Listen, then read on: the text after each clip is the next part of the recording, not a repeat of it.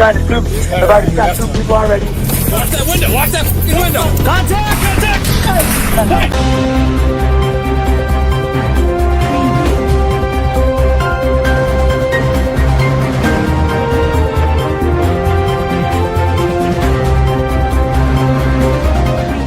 900,000 lethal doses. Enough fentanyl to erase the entire Minneapolis population and a family who hid a drug empire behind charity drives and weekend cookouts. This is the story of how trust became a weapon and how one traffic stop exposed a network that had been hiding in plain sight for over a decade. 7:42 a.m., South Minneapolis. Still on cover? A quiet Somali neighborhood. Winter frost covered the rooftops. The streets felt calm, like nothing dangerous could ever live here. For years, neighbors knew him as Abdul Rahman Nur Ali, age 44, a community organizer and business owner who spoke softly at local meetings and donated to charity drives. His family lived in a 2-story brick home valued at $820,000, a symbol of success and respect.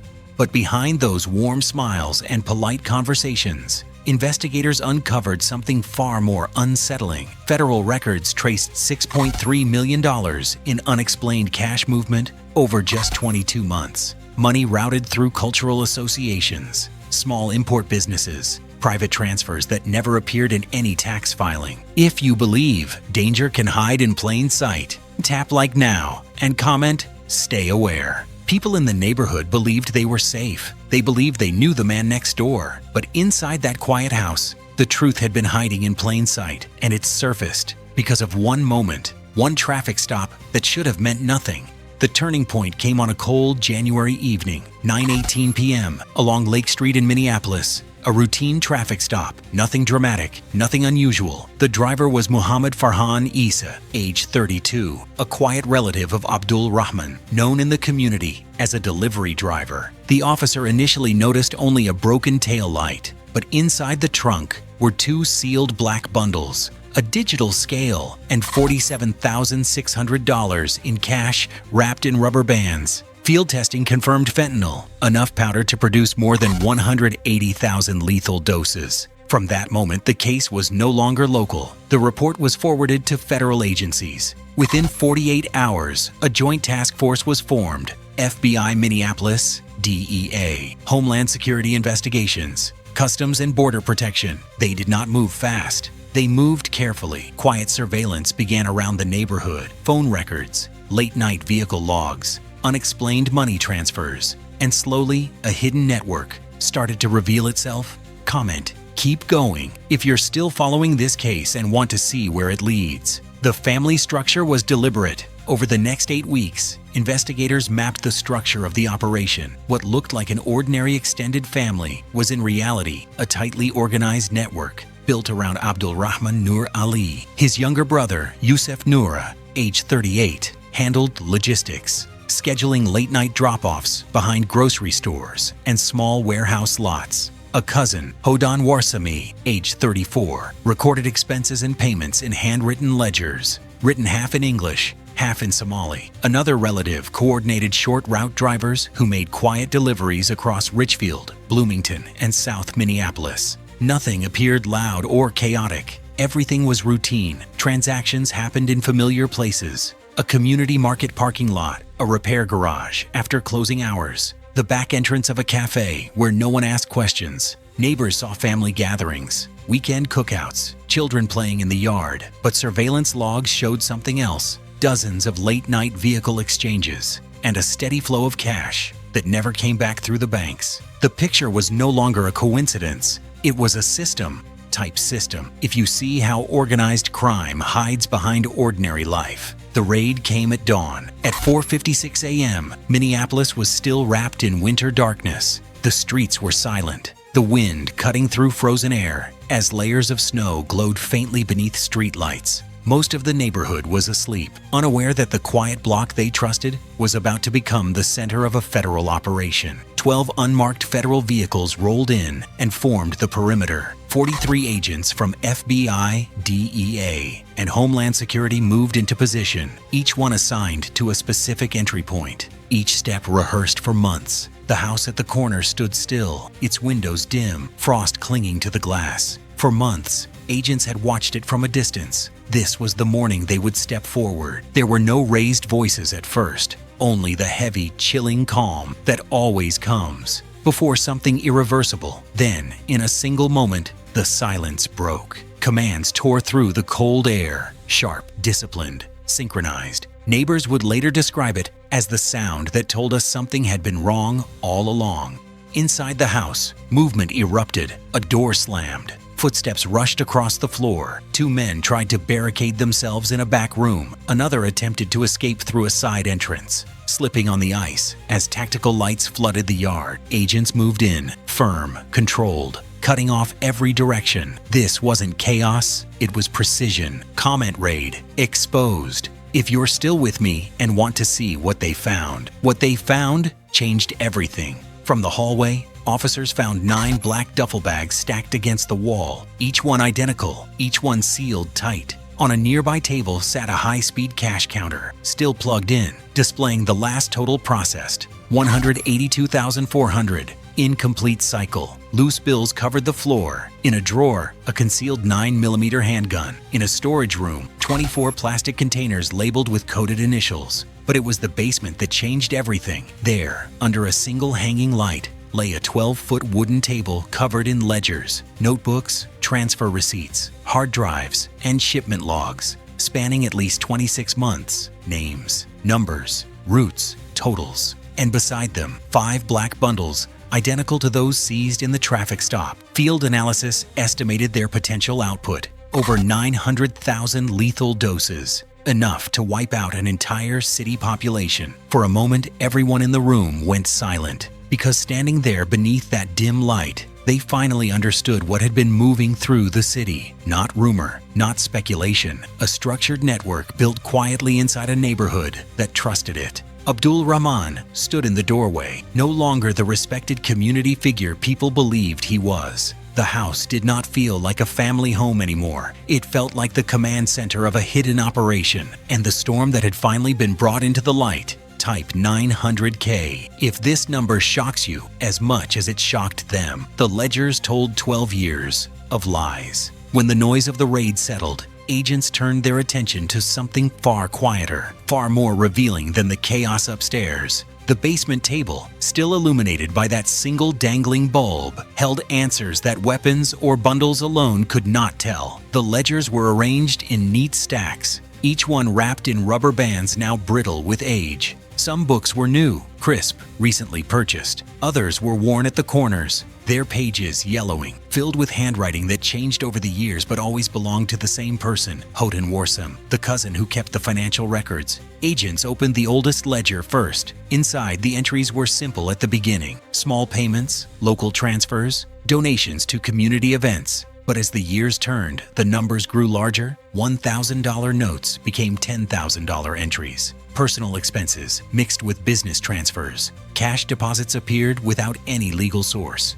And then somewhere around year 5, the handwriting changed tone. The numbers became bolder, the transfers frequent, and the amounts impossibly high for a family with no visible business capable of producing such income. One entry caught a detective's eye: $118,400. Minneapolis, Columbus, CW. No explanation, no invoice, no receipt. Another ledger showed a string of international transfers routed through Dubai, Nairobi, and Istanbul, all small enough to avoid automatic detection. Amounts like $8,950, $9,200, $9,700. Numbers chosen carefully to stay below reporting thresholds. Next to those entries, a line appeared again and again: Community Relief Fund. Donation processed. But investigators knew the fund had been inactive since 2019. A second binder revealed digital printouts of bank statements from 4 different institutions. Nearly $1.8 million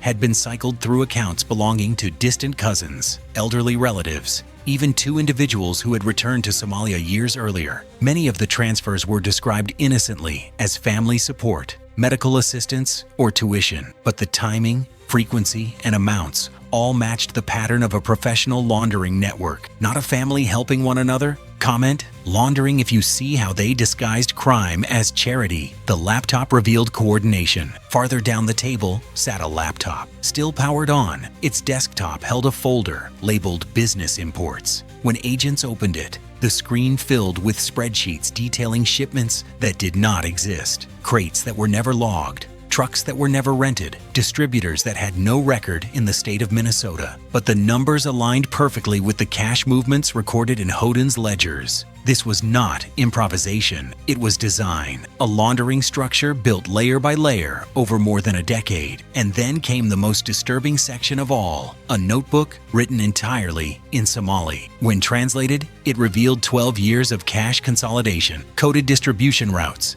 and references to partners in the north and the supply channel across the border. One final page listed a total calculation: 6,347,900 cleared. 22 months. The agents paused, not because the number was large, but because it confirmed something devastating. The network had grown far beyond Minneapolis, far beyond the Newer family, far beyond anything local police could have imagined. What they found on that table was more than bookkeeping. It was a map of a hidden empire, and they had only just uncovered the first layer.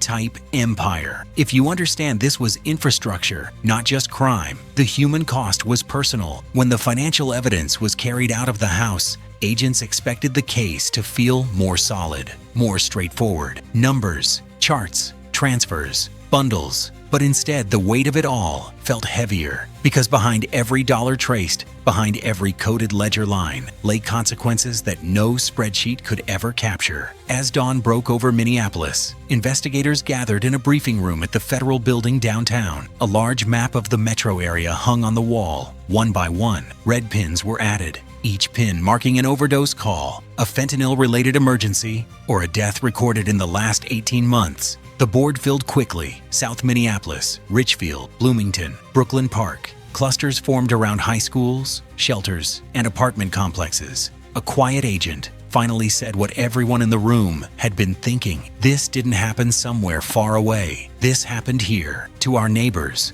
The human toll was not abstract. It was personal. Records from Hennepin County showed 173 fentanyl-related deaths in the past year alone, many linked to pills identical to the ones found in the Newer basement. Some victims were teenagers who believed they were taking something mild. Others were older adults managing chronic pain, unaware their pills had been replaced by counterfeit tablets. In one documented case, a 62-year-old bus driver from Bloomington collapsed in his living room. He had never used recreational drugs. The pill that killed him contained 3 times the lethal dose of fentanyl. His daughter later told investigators that he had bought it from a family friend who seemed trustworthy. A family friend, a phrase that suddenly carried a much darker meaning. Comment 173 lives. If you believe every victim deserves to be remembered, the community felt betrayal. But the tragedy did not stop with the victims. The Somali community itself, a community made up of hardworking families, elders, refugees, and small business owners, felt the blow deeply. For decades, they had built a reputation of resilience in Minneapolis, supporting one another through displacement, rebuilding their lives through faith and community bonds.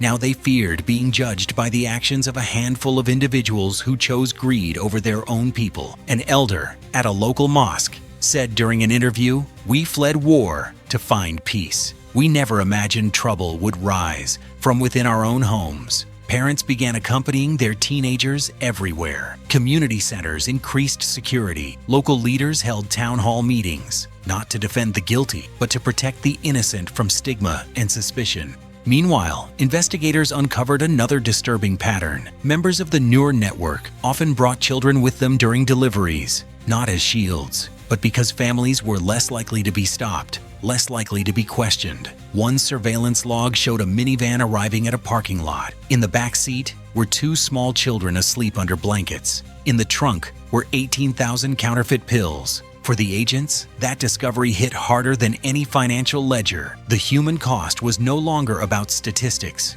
It was about children unknowingly riding along on delivery routes, about families losing loved ones to a substance measured in milligrams, about a community betrayed by people who lived among them. Type betrayal if you feel the weight of trust broken from within. The investigation expanded. As the first week after the raid unfolded, it became clear that the operation at the newer residence was not an ending. It was only the beginning. The evidence collected that morning did not close the case. It expanded it. Investigators found themselves standing not at the conclusion, but at the threshold of a far larger and far more intricate network than they had anticipated. Inside the federal building, agents began reviewing cross-state data. The ledgers from the basement matched transactions flagged months earlier in Columbus, Denver, and Kansas City. Connections emerged between phone numbers in Minneapolis and encrypted accounts traced to Arizona and Southern California, regions known as major entry points for cartel-linked distribution lines.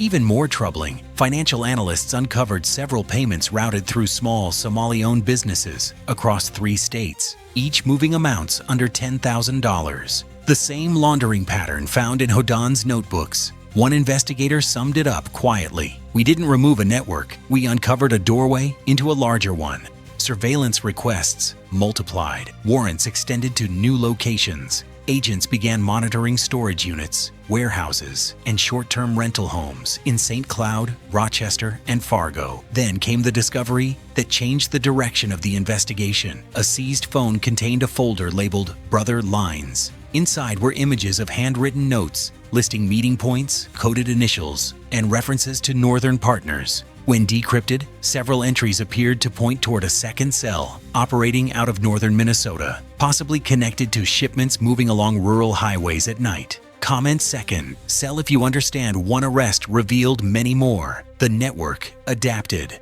This revelation triggered a second phase, one far more complex and cautious. Task force leaders understood a hard truth. If one family in Minneapolis could move over $6 million in less than 2 years, coordinated with out-of-state actors, then there were likely other families, other homes, other quiet streets, hiding the same danger. The investigation widened. Agents visited community centers, schools, and local mosques, not to accuse, but to protect. They held private briefings with elders, explaining that they were not targeting culture or faith, but individuals who had exploited both. Many community members stepped forward, offering information they had once dismissed as odd or none of my business. Patterns began to form. Similar cars, similar visitors, similar unexplained funds. Meanwhile, analysts from Homeland Security traced the origin of several shipments back to a warehouse in Ontario, Canada, raising the possibility of a cross-border route feeding into Minneapolis. The discovery prompted coordination with Canadian intelligence services, expanding the investigation beyond U.S. territory.